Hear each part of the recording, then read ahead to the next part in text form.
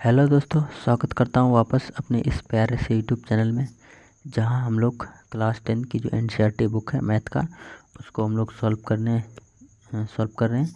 तो बिहार बोर्ड में जो इस्तेमाल हो रहा है, जब हम लोगों ने पिछले वीडियो में क्वेश्चन नंबर 1 को सॉल्व किए थे, यानी 3.2 का जो क्वेश्चन नंबर 1 था उसको हम लोग सॉल्व कर चुके हैं। आज हम लोग क्वेश्चन नंबर 2 को सॉल्व करेंगे। यदि आप अगर क्वेश्चन नंबर 1 को नहीं देखें हैं पिछले वीडियो में, तो इसी चैनल में जाकर के आप क्वेश्चन नंबर 1 को भी देख सकते हैं। तो फिलहाल हम लोग क्वेश्चन नंबर 2 को सॉल्व करेंगे इस समय। तो आप लगातार वीडियो में बने रहें। यदि आपको वीडियो अच्छा लगता है या फिर लगातार वीडियो को इसी चैनल में देखते ही आ रहे हैं, तो चैनल को सब्सक्राइब कर दीजिए या फिर अपने दोस्तों के साथ शेयर भी कर दीजिए। अगर वीडियो अच्छा लगता है तो वीडियो को लाइक कर दीजिए, साथ में चैनल को भी सब्सक्राइब कर देना है। और उसके बाद आपको एक प्यारा सा यानी कमेंट बॉक्स में आपको देना है।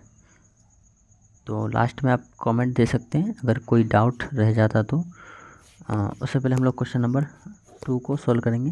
तो क्वेश्चन नंबर 2 हमारे पास दिया हुआ है, तो अब बोर्ड में देख ही रहे हैं। तो क्वेश्चन नंबर 2 में क्या लिखा है कि अनुपातों में A1/A2 और B1/B2 और C1/C2 का यानी तुलना करना है, यानी तुलना कर ज्ञात करना है कि समीकरण युग्म की जो रेखाएं हैं वो प्रतिच्छेद करते हैं या फिर समांतर है अथवा समपाती है। सूत्रों के हिसाब से हम लोग देख सकते हैं। तो सबसे पहले हमारे पास क्वेश्चन नंबर 2 का जो क्वेश्चन नंबर 1 है, उसमें हमें ये चिन्ह करना है कि कौन सा क्वेश्चन प्रतिच्छेद करते हैं, समांतर है या फिर समपाती माना जाता है। ये कैसे होता है, ये लास्ट में हमको सूत्र के हिसाब से बैठा दिया जाएगा, या फिर आपके पास टेक्स्ट बुक तो आप उसमें जाके देख सकते हैं। तो सबसे पहले क्वेश्चन नंबर शुरू करते हैं उत्तर से। तो उत्तर में हमारे पास जो क्वेश्चन नंबर 1 दिया हुआ है, ये दिया हुआ है हमारे पास 5x - 4y + 8 = 0। उसके बाद उसी प्रकार यानी ये इक्वेशन मान लो 1 है और इक्वेशन 2 है। जो दूसरा है 7x + 6y - 9 = 0। अब इसको हम लोग को A1, B1 और C1 जैसे मान सकते हैं। तो मान लेते हैं हमारे पास दिया हुआ है A1 है 5 और B1 है -4 = -4 और इसी प्रकार C1 = 8। अब उसी प्रकार जो इक्वेशन 2 में होता है A2 = 7x या फिर 7, B2 = 6 और C2 = -9। अब इसको हम लोग उसी तरह से लिखेंगे A1/A2 और B1/B2 = C1/C2। तो अब इसे हमको उसी प्रकार बैठा देना है, यानी A1 और A2 की वैल्यू। तो A1 की वैल्यू 5/7 = -4/-6 = 8/-9। अगर ये इसको देख रहे हैं तो ये दोनों नॉट इक्वल टू है, यानी दोनों बराबर नहीं है। तो जब दोनों बराबर नहीं होता है तो हम लोग इसको इजीली लिख सकते हैं, इसलिए इसको हम लोग लिख सकते हैं A1 = not equal to B1/B2 not equal to C1/C2। जब ये दोनों यानी जब क्या होता है नॉट इक्वल टू होता है, तो हम लोग क्या करते हैं कि जब A1/A2 not equal to B1/B2 not equal to C1/C2 होता है, तो इसको हम लोग फिर उसी प्रकार सूत्रों में देखते हैं। जहाँ आपको दिख रहा है कि जो सूत्र है यानी क्वेश्चन नंबर 1 का, तो A1/A2 not equal to B1/B2 जो है वो पहले में दिया है ग्राफ के रूपन में। तो प्रतिच्छेद करती हुई रेखाएं हैं, तो यहाँ हमको लिखना है प्रतिच्छेद करती हुई रेखाएं, जो क्वेश्चन नंबर 1 में दिया हुआ है। तो यहाँ हम लिख सकते हैं कि जब ये दिया हुआ हो यानी किसी भी समीकरण युग में, तो दिए गए समीकरण युग के रेखाएं क्या करती है, प्रतिच्छेद करती है। अपने सूत्रों में देख चुके हैं कि एक जो रेखा है वह एक बिंदु पर प्रतिच्छेद करती है।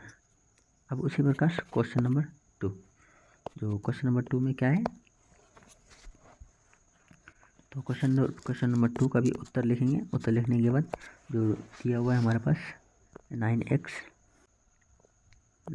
Plus 3y plus 12 equal to 0 और 18x plus 6y plus 24 equal to 0।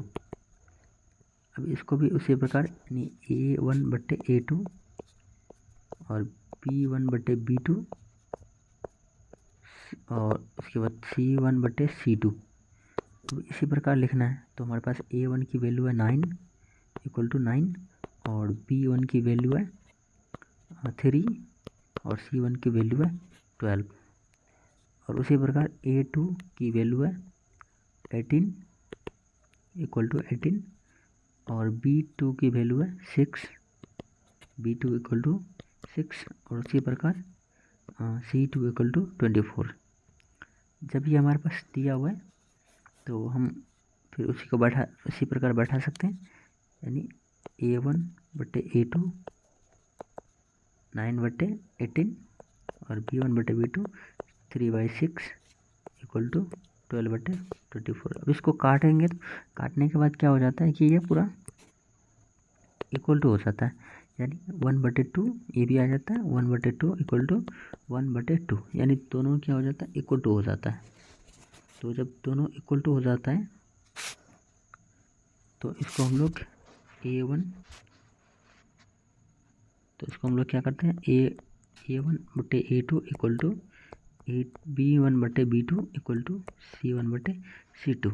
जब ये हमारे पास आता है तो हम उसी प्रकार पर सूत्रों में जाके देख सकते हैं। सबको दिख रहा है क्वेश्चन में 2 में यहाँ क्या कहता है कि समपाती रेखाएं, यानी इस तरह की जो सिचुएशन है ये समपाती रेखाओं को दर्शाती है। तो यहाँ हम लोग लिख सकते हैं जो हमारे पास ये दिया अगर हो तो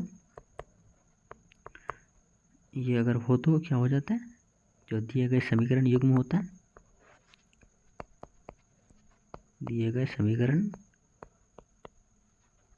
समीकरण युग्म होता है वो क्या होता है समपाती होता है। युग्म की रेखाएं समपाती होता है।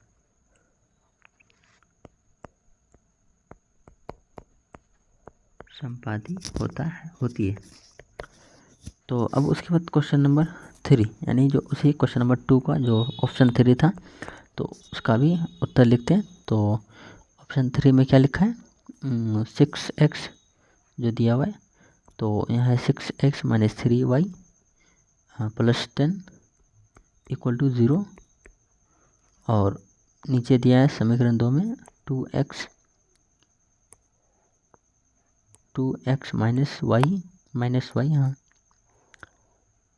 तो ये हो गया 2x minus y plus 9 equal to 0। तो अब इसको भी उसी प्रकार लिखना है, यानी A1 इक्वल टू 6 है और B1 इक्वल टू -3 और C1 इक्वल टू 10 और A2 दिया हुआ है 2 और B2 -1 हम लोग मान सकते हैं जब y की वैल्यू ना हो तो, प्लस C2 इक्वल टू 9। अब इसको भी A1/A2 और B1/B2 इक्वल टू C1/C2 के तौर पर लिखेंगे। तो इसको लिखने के लिए हमारे पास दिया हुआ A की वैल्यू और A2 की वैल्यू, तो 6/2 इक्वल टू -3/-1 इक्वल टू 10/9। तो अब उसी प्रकार इसको अगर काटेंगे तो ये कट तो जाएगा, तो ये हो जाएगा 3/1 इक्वल टू माइनस कट जाएगा तो 3/1 इक्वल टू 10/9। तो 3/1 इक्वल टू होता है और 3/1 नॉट इक्वल टू 10/9 होता है। तो यहाँ हम लोग लिख सकते हैं A1/A2 इक्वल टू होता है नॉट इक्वल टू, तो A1/A2 equal to B1/B2 not equal to C1/C2 होता है। तो अब इसको समीकरण यानी जो सूत्र है उसमें जाकर देख सकते हैं, जो A1/A2 equal to B1/B2 not equal to C1/C2, जो नीचे एक में इक्वल टू और एक में नॉट इक्वल टू, तो ये क्या कहलाते हैं, समांतर कहलाते हैं। यानी इस तरह की सिचुएशन समांतर रेखाएं होती है। तो उसी प्रकार हम लोग यहाँ लिख भी सकते हैं, ये जो इक्वेशन हमारे पास दिया हुआ है सिचुएशन, तो इसमें हम लोग दिए गए जो समीकरण युग्म होता है,